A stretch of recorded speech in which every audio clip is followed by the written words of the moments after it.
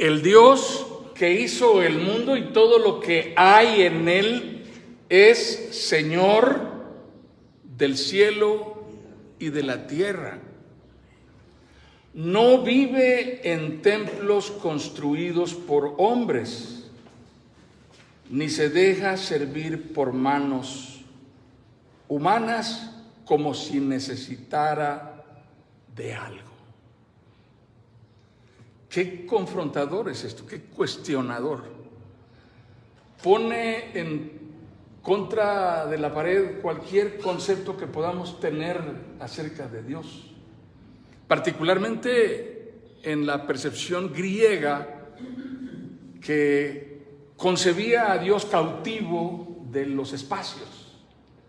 Por eso el concepto de una casa para Dios era una manera limitante de definir a Dios, porque hacía pensar al hombre que Dios cabía allí, que allí permanecía.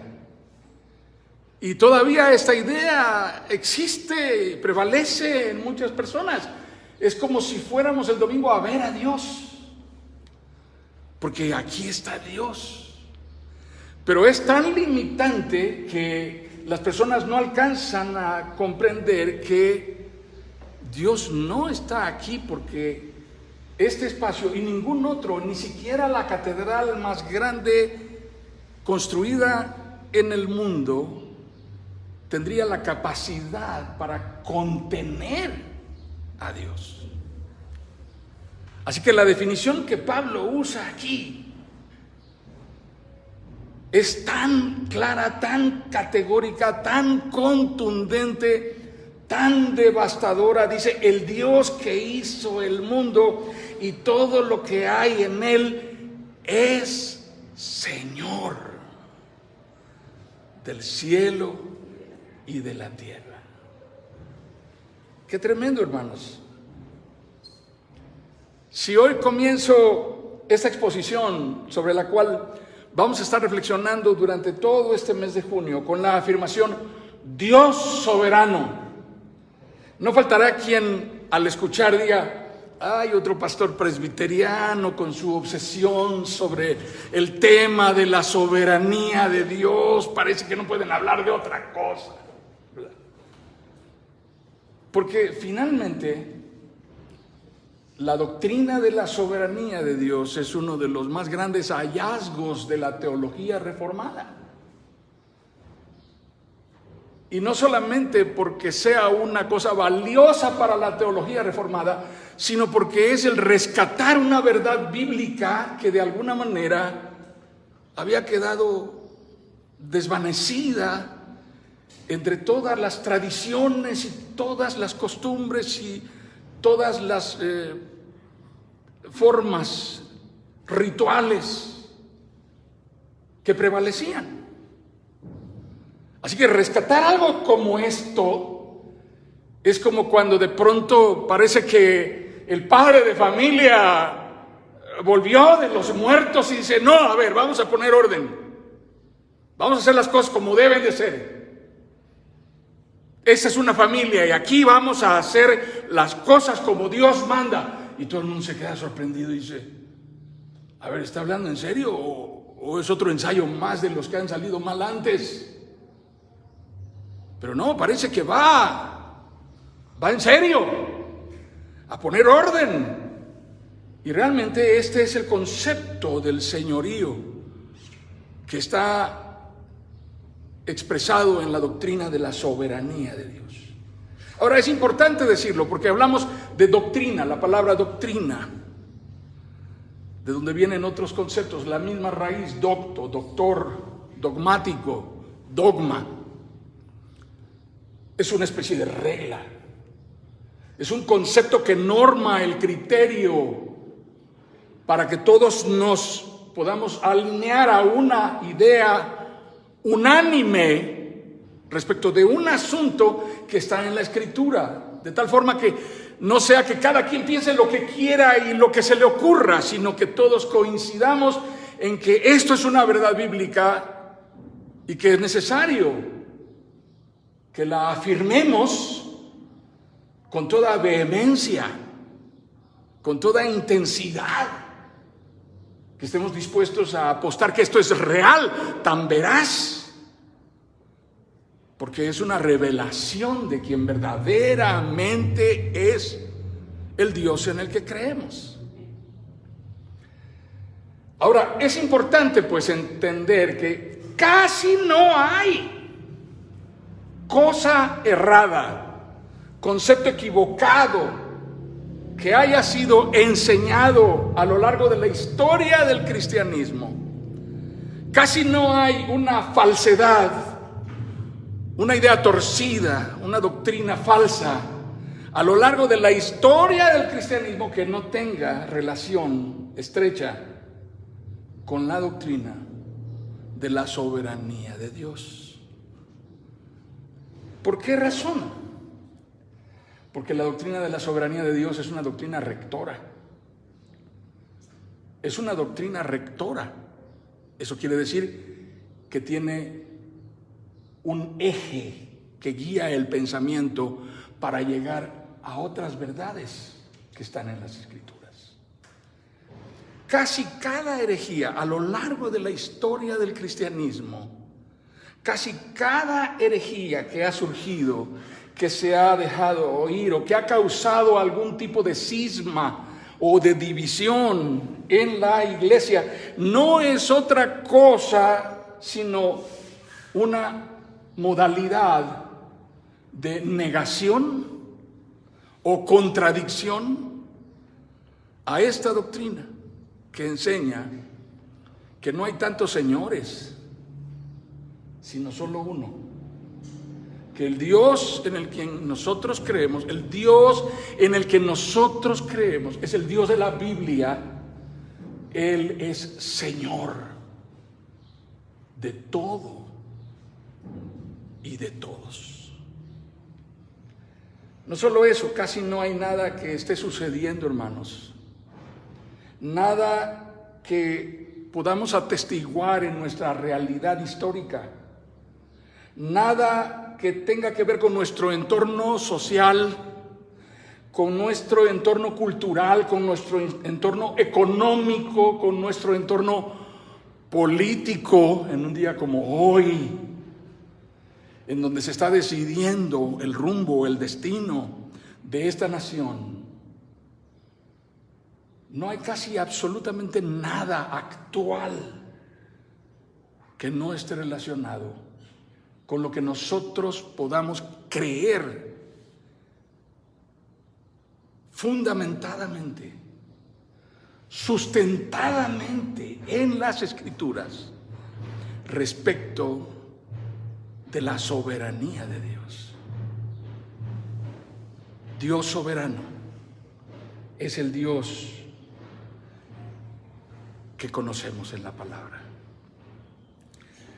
Aún, hermanos, yendo más a fondo en el terreno de la individualidad, de la intimidad, lo que nos duele en carne propia, lo que nos pesa, nuestras pérdidas, nuestros duelos, nuestros padecimientos y nuestras adversidades tienen que ver con quién es el Dios en el que creemos y qué tanto es la potestad que le corresponde a Él como Señor soberano. Así que nos vemos empujados a analizar de manera objetiva, a analizar de manera concienzuda, a analizar de manera racional qué significa lo que creemos cuando decimos que Dios es el Señor. Hay 4 herejías que quiero citar, 4 conceptos desviados, ideas erróneas que quiero citar, relacionadas con la doctrina de la soberanía de Dios. Voy a citar 4 solamente. Hay muchas más, pero voy a citar 4 nada más en esta ocasión.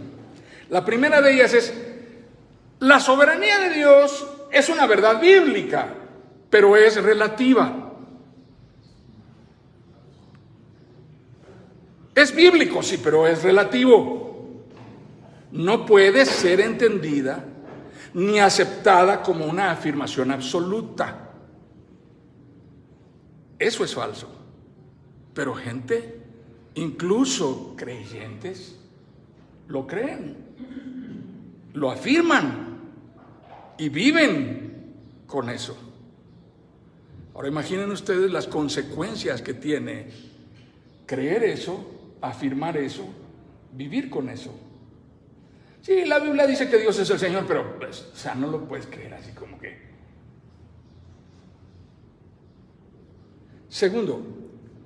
Segunda falsedad. Dios es ciertamente soberano, pero su propósito al crear al hombre fue darle a éste una facultad que él mismo como Dios respeta. Por lo tanto, la soberanía de Dios choca con lo que el hombre decida hacer.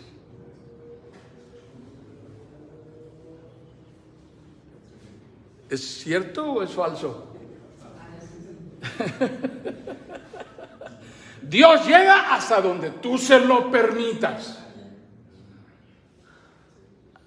¿Eso es cierto o es falso? Eso es lo que dice esta herejía, que Dios no va a ir más allá si tú no quieres, si tú no se lo permites.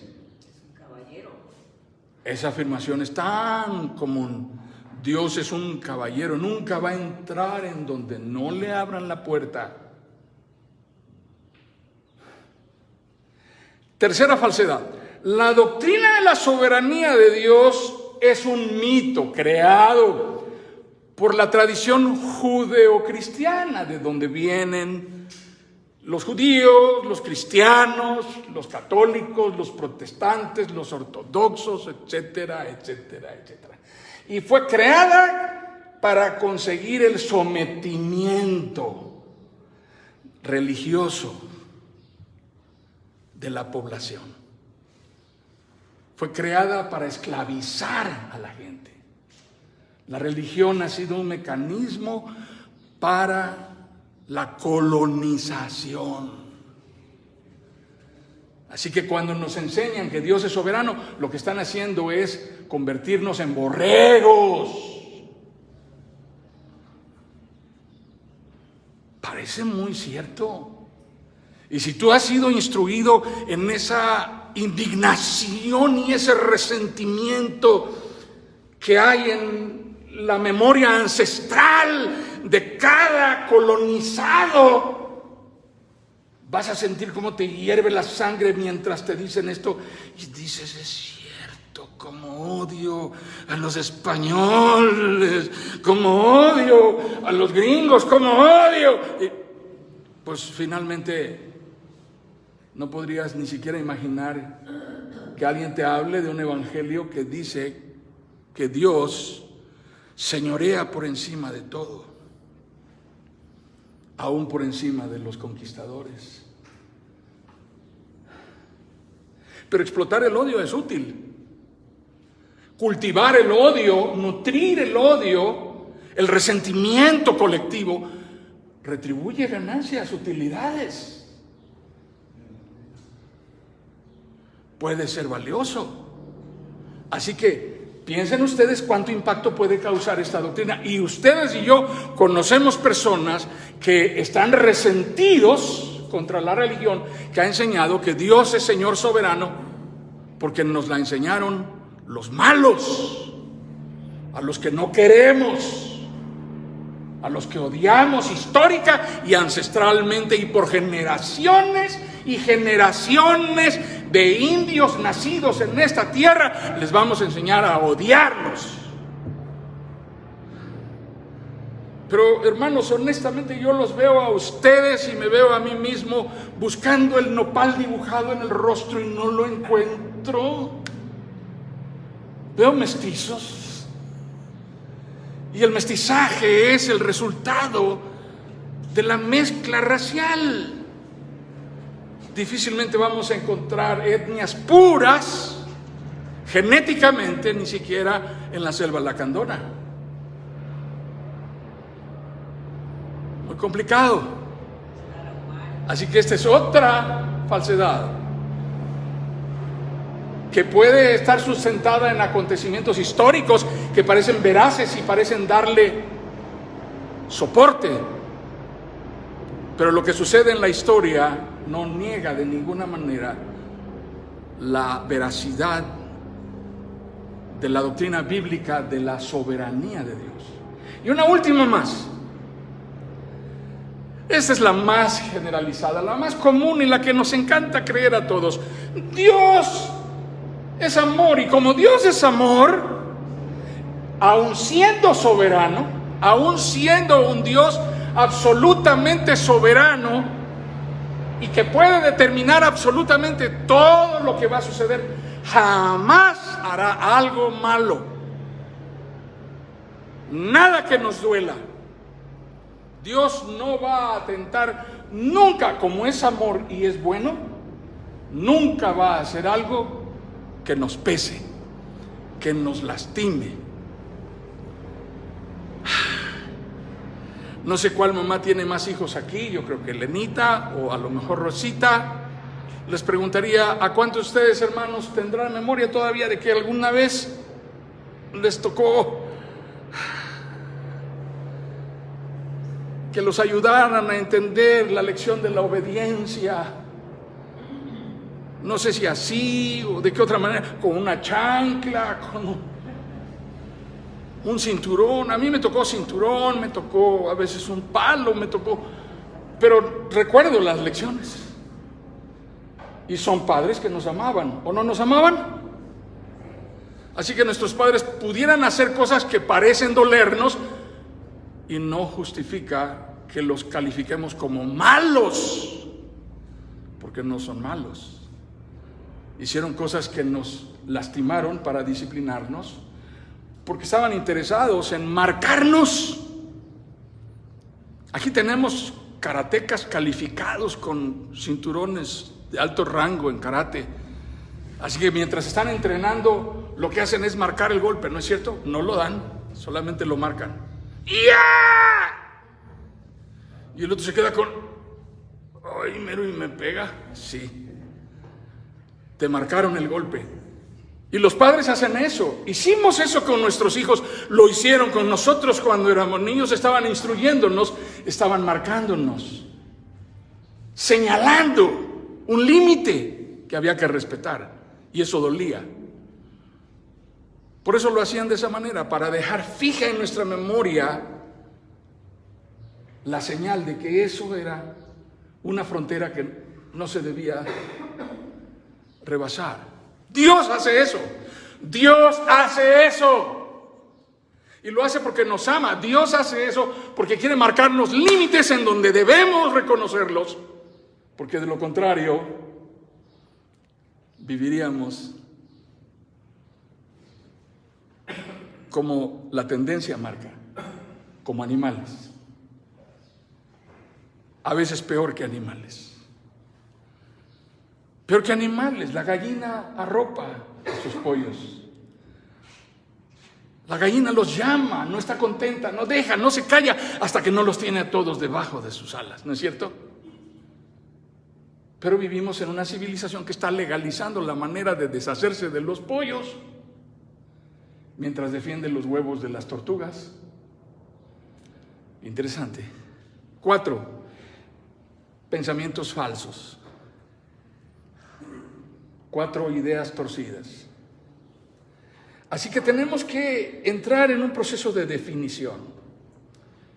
Quizá la más grande forma de engaño que se ha afirmado para contradecir la verdad de Dios es aquel que niega su absoluta soberanía y su potestad y su autoridad sobre toda la creación. Y en consecuencia, sobre el hombre. Dios es Señor sobre el hombre. Ahora, tenemos un problema. Nuestra inclinación está siempre centrada en nosotros mismos, hermanos. Nuestra inclinación está siempre centrada en nosotros mismos, de manera que nosotros somos el lente con el cual interpretamos la soberanía de Dios. Y eso limita nuestra manera de comprenderla, de proporcionarla en nuestra mente. Porque medimos qué tan soberano es Dios cuando están sucediendo en mi vida cosas que yo no quiero que sucedan y que Dios debía haber detenido y no las ha detenido. Si Dios es Señor, ¿por qué no paró esto a tiempo para que no pasara? Qué pregunta, ¿verdad? Más cuando las cosas que suceden son profundamente dolorosas, con una forma de dolor que nos tomará una parte de nuestra vida procesar. Es difícil. Eso nos predispone, nos prejuicia. Quizá nos tomará más tiempo hablar de esto. Hoy solo nos ocuparemos de un rasgo de la acción soberana de Dios. Dios soberanamente creó y sustentó su creación, de manera que podamos hoy ver toda su obra en lo que nos rodea como una forma de revelación de quién es Él. No una revelación completa que nos pueda guiar a la salvación, pero sí una revelación que nos da la información necesaria para saber que Él está allí. Hay una imagen que circula en plataformas, en redes sociales. Está un ser humano descrito con todos sus músculos visibles, y al lado está un robot con sus cables y sus lentes que son cámaras y los foquitos encendidos como sensores y todo eso. Y alguien dice, esto es creación humana de una mente inteligente, y señalan el robot. Y al ser humano le ponen una leyenda que dice, esta es obra de la casualidad. Un día apareció. Pero todas estas versiones son formas en las que el hombre niega a Dios.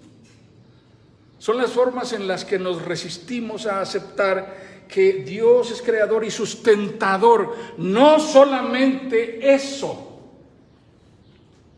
En nuestra conclusión en este día, quiero entrar en el proceso de definir un concepto de Dios que corresponde a su soberanía absoluta, a su señorío. Y voy a usar una palabra complicada para nuestra capacidad y habilidad, no de entender, sino de aceptar. Dios no solamente es creador, no solamente es sustentador, también es dueño absoluto de todo y de todos. Quiero hacer un ejercicio y con esto concluiría el día de hoy. Voy a comenzar con los menores. ¿Están de acuerdo? ¿Me dan permiso, Dante, Suri? Dante, ¿quién es tu dueño? Suri, ¿quién es tu dueño o dueña? Dante, ¿quién es tu dueño o dueña? Sebastián, ¿quién es tu dueño o dueña? Tu mamá. ¿Sí? Bueno, si ustedes me dicen mi mamá o mi papá, yo les preguntaría, ¿cuánto pagó su mamá por ustedes?